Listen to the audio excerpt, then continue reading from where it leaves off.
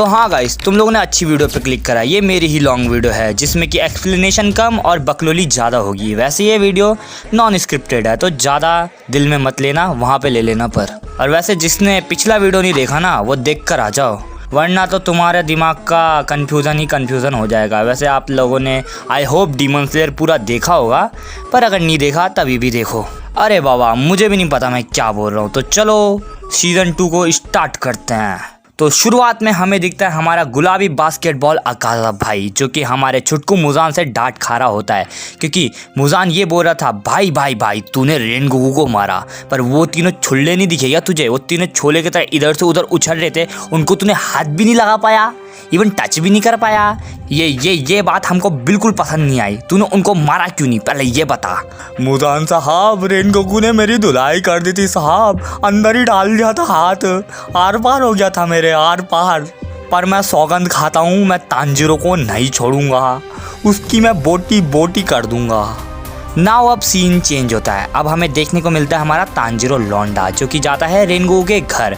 और वहाँ हमें देखने को मिलता है रेनगोकू का नशेड़ी बाप, जो कि नशे में होता है दूध, और तांजीरो कहता है तेरी माँ की। अरे अरे अरे, मेरे मुंह से निकल गई, पर मैंने गाली नहीं दी, ठीक है ना। रेनगोकू का बाप तांजीरो को देखकर अलग ही गुस्से में आ जाता है और वो बिना सोचे समझे उसे कुत्ते की तरह बजाने लग जाता है।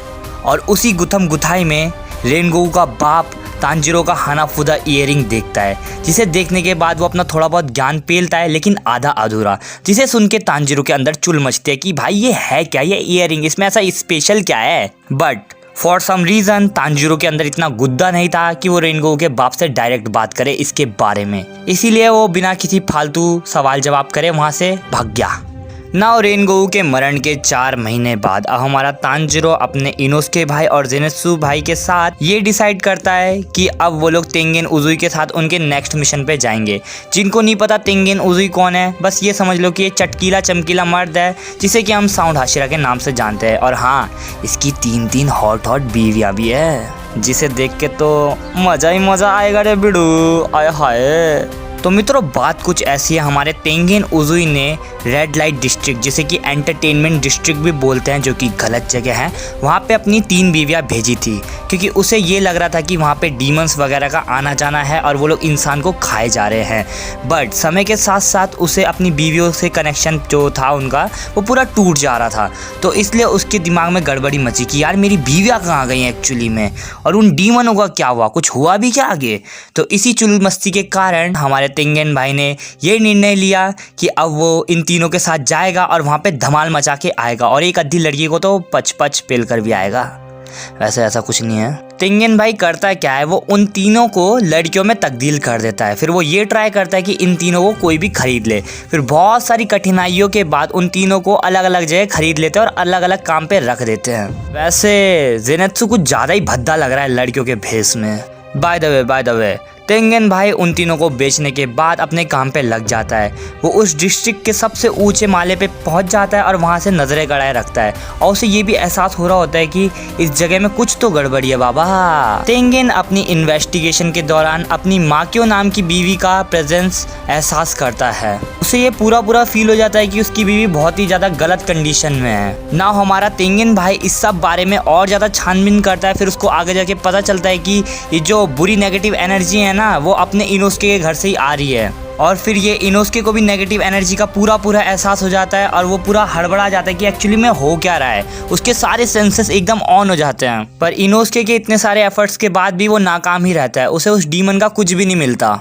दूसरी ओर हमें हमारा जेनेत्सु का घर दिखता है, जहाँ की एक बहुत ही उच्च किस्म की लड़की दूसरे निचले लड़की पे जोर कर रही होती है। मतलब उच्च और निचले से मतलब वो वाला रखो, हाँ, वो गंदी लड़कियाँ जो होती है, हाँ, उन वाले से मेरा मतलब था। जिसे देख के हमारा जेनेत्सु थोड़ा चिढ़ जाता है कि हाँ भाई तू बड़े लेवल के है तो उस छोटी लेवल पे जोर दिखाइए क्या। तो इसी बात पे वो उस बड़ी लेवल वाले का हाथ पकड़ लेता है, और जेनेत्सु को यहाँ पे नेगेटिव एनर्जी का एहसास होता है। उसे ये पूरा लगने लग जाता है कि इसके अंदर कुछ तो गड़बड़ी है इस बड़ी लेवल की लड़की के अंदर। नाउ अब हमें पता चलता है जो वो बड़ी लेवल की लड़की है ना, वो एक्चुअली में अपर मून 6 डाकी है, जिसे कि मुजान ने ही यहाँ पे भेजा है। ना तांजीरो और इनोस के अगले सीन में एक दूसरे से मिलते हैं, जहाँ की इनोस की ये व्यर्थ कर रहा था कि उसके घर में कितनी ज़्यादा गड़बड़ी चल रही है डीमन के कारण। जब ये दोनों एक दूसरे से बकबक कर रहे होते हैं तभी हमारा तेंगेन झटके से आ जाता है उनके पास और उन्हें चेतावनी देता है कि जो जेनेत्सु भाई है वो गुम गया है, अब वो मिल नहीं रहा है, इसलिए अपनी जान बचा के रखना। और ये बात सुन के तांजीरो का थोड़ा मत्था गर्म हो जाता है और वो लड़ाई के लिए तैयार होता है कि भाई मेरा जेनेत्सु भाई कहाँ गया, वो रोतड़ू मर्द कहाँ है। तेंगेन भाई अगले ही सीन में जेनेत्सु के घर के मकान मालिक को पकड़ता है कि भाई मेरा जेनेत्सु लौंडा गया कहाँ है, और वो उससे और भी ज़्यादा छानबीन करता है, उसकी गले में चाकू डाल के, मतलब घुसोड़ नहीं दिया, बस रख रखा है। और यहीं हमें तांजीरो भाई भी दिखाया जाता है जो कि जेनेत्सु के घर की छानबीन कर रहा होता है, लेकिन तभी उसे एक नेगेटिव एनर्जी का एहसास होता है। फिर उसे अपने सामने डाकी दी रियल आर देखने को मिलती है, जो कि एक वुमेन को ऑब्जर्व कर रही होती है, मतलब एब्जॉर्ब कर रही होती है। इंग्लिश की माँ बहन एक हो गई मेरी। फिर वहीं पे ही तांजीरो और डाकी की गुत्थम गुत्थाई स्टार्ट होने लग जाती है, पर डाकी उसे कुत्ते की तरह पेल रही होती है और तांजीरो कुछ भी नहीं कर पाता। इस लड़ाई के दौरान जो तांजीरो का डब्बा है जिसके अंदर नेजुको है वो थोड़ा डैमेज हो जाता है, जिस कारण से तांजीरो को मुश्किल होता है वो डब्बा लेके लड़ने उससे। इसलिए हमारा तांजीरो भाई ये डिसाइड करता है कि अब वो नेजुको को कहीं अलग जगह छोड़ देगा और डाकी को अकेले ही कुत्ते की तरह पेलेगा। और हमें दूसरी ओर दिखाया जाता है तेंगेन, जो कि अपनी एक बीवी को पा लेता है, जो कि डिस्ट्रिक्ट के बाहर उसे अधमरी पड़ी हुई मिलती है। उसकी बीवी कुछ जहर के बारे में कुछ तो कह रही होती है, पर वो ज़्यादा ढंग से समझ नहीं आ रहा होता तेंगेन को भी। और वहीं हमारा तांजीरो भाई अपनी मुट्ठी की जोड़ लगा के हिनोकामी कागुरा पेले जा रहा था डाकी को, बट वो उतना कुछ खास असर कर नहीं रहा था उसके ऊपर। अगले सीन में हमें हमारा इनोसुके भाई दिखाया जाता है, जिसे कि एक खुफिया रास्ता मिलता है और वो उसी रास्ते चल देता है। उसी रास्ते के एंड में इनोसुके भाई को एक बहुत ही अजीबोगरीब जगह मिलती है, जहाँ पे कि कपड़े कुपड़े टंगे हुए थे और उनसे नेगेटिव एनर्जी का एहसास हो रहा था। और वहाँ पे उसे देखने को मिलता है कि उस कपड़ों के अंदर जितने भी सारे विक्टिम हैं वो सारे कैद है, और उनमें से एक हमारा जेनेत्सु भाई भी है, जिसे देख के इनोसुके भाई थोड़ा डिसअपॉइंट तो होता ही है। हमारा इनोसुके भाई अब बिना कोई टाइम ज़ाया करे उन सब कपड़ों को फाड़ने लग जाता है और अपने जितने भी विक्टिम थे उन सबको आज़ाद करने लग जाता है, जिनमें से 2 तेंगेन की बीवियां भी थी। नाउ अब सबके सब बिना कोई टाइम का नाश मारे चल देते हैं हमारे तांजीरो और डाकी के लड़ाई के बीच। अब आएगा ना वीडियो मज़ा। वैसे मैं तुम लोगों से कहना चाहता हूँ इस चैनल को ना सब्सक्राइब कर लो, लाइक कर लो, बहुत डाउनफॉल हो रहा है मेरा, ठीक है ना, कर लेना शांति से, वरना घर पे आके ना पुकी पुकी दे दूंगा तुम्हें। हमें अब देखने को मिलता है कि तांजीरो भाई अलग ही गुस्से लेवल पे चला गया है, क्योंकि डाकी ने बहुत ज़्यादा नाश मार दिया उसके आसपास के जगहों का। अपना तांजीरो भाई फॉर्म पे आके हमारे डाकी का सर कत्ले आम कर देता है, पर यहाँ पे एक मैजिक होता है, उसका सर कट ही नहीं रहा होता है, उसके पीछे कपड़ा आ जाता है। इट्स मैजिक आ बात जूली आओ। जैसे ही अपना तांजीरो भाई हमारी डाकी का सर काटने वाला था, वैसे ही डाकी को एक सपना टाइप का आता है, हम इसे देजा वू भी कह सकते हैं। उसे तांजीरो के अंदर अपना योरिची अब्बा जी दिख रहा था, और उसे योरिची इसलिए दिख रहा था क्योंकि मुजान के भीतर योरिची का खौफ बैठ रखा था, और वही खौफ इन सब डीमन के अंदर भी बसा हुआ है। और फिर हमारा तांजीरो भी थोड़ा फ्लैशबैक में चला जाता है, जहाँ कि उसके अपने भाई बंधु सब याद आ रहे होते हैं, और उसे थोड़ा याद कर करके वो अपने अंदर थोड़ा गुस्से भी पैदा कर रहा होता है, क्योंकि भाई तब से वो पिट ही रहा है। मुश्किल से 2-3 मूवी होंगे जो वो उसे मार पाया होगा ना। जैसे ये फ्लैशबैक वगैरह वाला सीन हो रहा था, वैसे ही हमारी नेजुको मारती है ग्रैंड एंट्री, सीधा डाकी का सर कलम ढम ढम। हमारी नेजुको बहन है, एक ही लात में उसका पुट्ठा का एकदम चटनी बना देती है, चटनी। पर भाई डाकी महिला भी कुछ कम नहीं है, वो भी अपने कपड़े से उसका ना काम तमाम कर देती है, उसको टुकड़ों टुकड़ों में काट देती है। बट थैंकफुल हमारी नेजुको उसे हील कर लेती है। अपने बॉडी को हील करने के बाद ही हमारी नेजुको आ जाती है पूरी फॉर्म में, उसका रेज मोज हो जाता है ऑन, उसके हो जाता है बड़े बड़े मतलब शरीर बड़ा हो जाता है भाई। ना नेजुको बहना हमारी डाकी का काम तमाम कर रही होती है, और उन्हीं बीच हमारे तेंगेन, जेनेत्सु, इनोसुके सब मतलब पधार जाते हैं। फिर सब काम धंधा हो जाने के बाद हमारा तेंगेन अपनी डाकी जी को एक ही स्लाइस में काट देता है। लेकिन डाकी बहन अभी मरती नहीं है, उसके अंदर से ग्यूतारो जन्म लेता है, जिसे देखकर सबके सब एकदम हक्का बक्का हो जाते हैं कि भाई ये क्या हुआ। और वहीं हमारा तांजीरो अपनी नेजुको बहना को शांत कर रहा होता है, क्योंकि वो आउट ऑफ कंट्रोल चली जाती है, अब वो किसी को भी पेलने की क्षमता रखती है। इसलिए फटी के मारे वो यही निर्णय लेता है कि अब इसे डब्बे में बंद करने का समय आ चुका है, और थैंकफुली वो शांत हो भी जाती है। नाउ जेनेत्सु, इनोसुके, तेंगेन और उसकी 3 बीवियां अब सब के सब एक साथ आ जाते हैं और ग्यूतारो और डाकी का बैंड बजाने चले जाते हैं। लेकिन ग्यूतारो भाई अकेले ही सबकी लंका खड़ी कर देता है। ना अब हमें थोड़ा तेंगिन भाई के बारे में दिखाया जाता है। हमें ये पता चलता है कि तेंगिन एक शिनोबी है। शिनोबी जिसने नारुतो देखा होगा उसे पता होगा शिनोबी कौन होता है, मतलब एक तरीके से समझ लो निंजा है। उसके अंदर जहर वगैरह का कुछ काम नहीं चलता, तो वो नॉर्मल डीमन स्लेयर से बहुत ज़्यादा ही अलग है। यही बातें करते करते हमें ये भी पता चलता है कि ग्यूतारो से लड़ाई के वक्त तेंगिन को जहर जुहर के थोड़े बहुत सिम्टम्स लगे थे, क्योंकि जो हमारा ग्यूतारो है ना वो जहर से खेलता है, उसके औजारों के अंदर जहर लगा हुआ है। पर वो हमारे तेंगिन भाई पे घंटा बराबर उतना फर्क नहीं कर रहा था, क्योंकि उसकी क्वांटिटी बहुत ज़्यादा कम थी उस वक्त। नाउ अब होता है घमासान युद्ध स्टार्ट, जहाँ की हमारा जेनेत्सु और इनोसुके सीधा बिना कोई बातें बके अपनी डाकी को पेलने चले जाते हैं। पक पक पक पक पक हमारा तेंगिन लग जाता है ग्यूतारो को लपेटने में।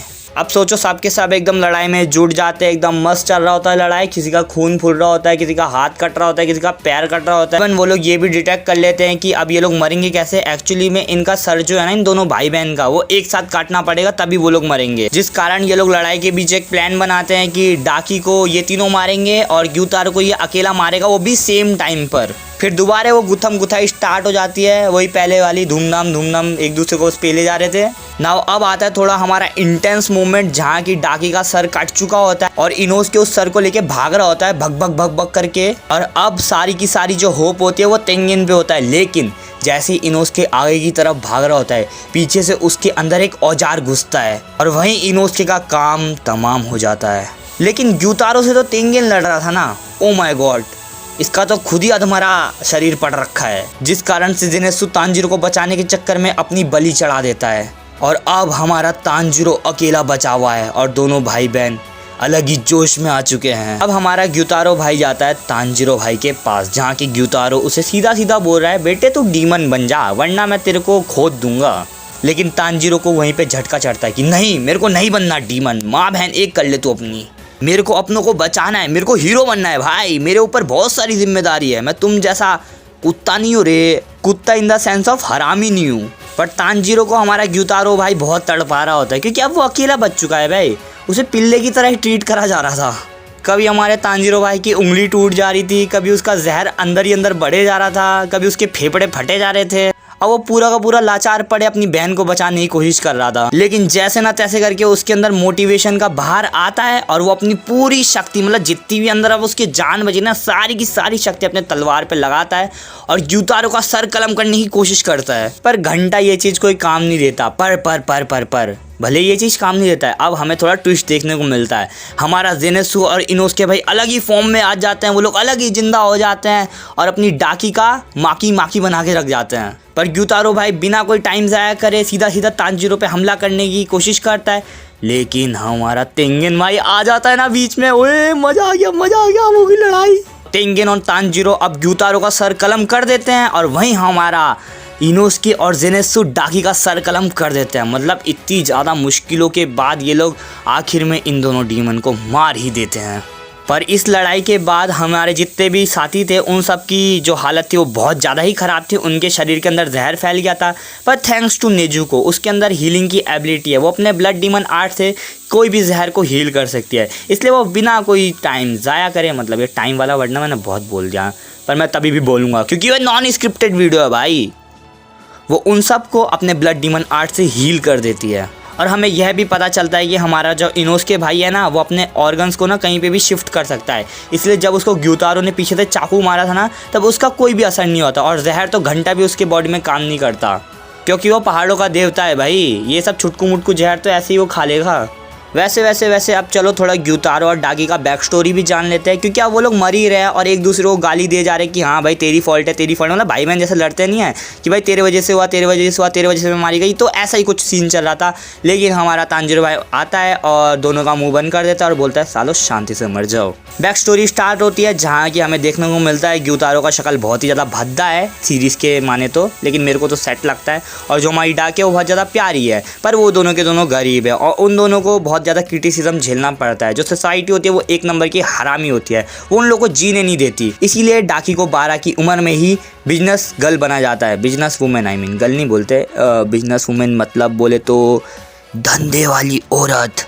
पर तभी भी इनका घर नहीं चल रहा होता है। ये लोग भूखा सो रहे होते हैं और गाली गुली सुन रहे होते हैं, मार खा रहे होते हैं सोसाइटी से। नाउ एक बार की बात है, हमारा डोमा उसी गांव से गुजर रहा होता है जहाँ पे कि डाकी और ग्यूतारो रहते थे, और वो उन दोनों को देखता है और उन दोनों पे दया करता है और कहता है भाई तुम लोग डीमन बन जाओ, वैसे भी तुम लोग कुछ ही दिनों में मर जाओगे। वो दोनों भाई बहन डीमन बन भी जाते हैं। नाउ अब आते हैं हमारे प्रेजेंट सीन में, जहाँ की ये लोग थोड़ा विक्ट्री सेलिब्रेट कर रहे होते हैं। तभी हमारा दूसरा हाशिरा इगुरो ओबानाई भी आ जाता है और वो उन्हें सरकास्टिकली थोड़ा प्रेस भी कर रहा होता है कि हाँ भाई तुमने अच्छा वहाँ मार दिया, भाई इतना टाइम कौन लगाता है एक डीमन को मारने में। और इन दी अदर हैंड हमें देखने को मिलता है कि हमारा जो कगाया भाई होता है वो अलग ही खुशी मना रहा होता है भाई, क्योंकि इतने सालों बाद एक अपर मुन मारा गया है भाई, बिना कोई हाशिरा मरे। ना हमें थोड़ा झलक दिखाया जाता है अकाजा का, जो कि इन्फिनिटी कासल में समन हुआ है क्योंकि एक अपर मुन मारा गया है भाई, अब तो होगा ही मीटिंग मैटिंग। लास्ट में ये सारे पलटन लोग थोड़ा इमोशनल हो जाते हैं क्योंकि बहुत गंदी लड़ाई थी भाई, ये लोग उनकी अम्मा बहन हो गई थी, बट थैंकफुली वो लोग एक स्टेप क्लोज आ गए मुजान को पेलने की तरफ। नाउ यही होता है हमारा सीज़न 2 ख़त्म। अब आएगी सीज़न 3 की वीडियो, पता नहीं अब वो कब आएगी, लेकिन इस वीडियो में थोड़ा प्यार व्यार बरसा देना भाई, आई लव यू वगैरह लिख दिया करो यार, मेरे को अच्छा लगता है। साला लिखता ही नहीं है कोई मेरे बारे में कुछ। वाह वाह।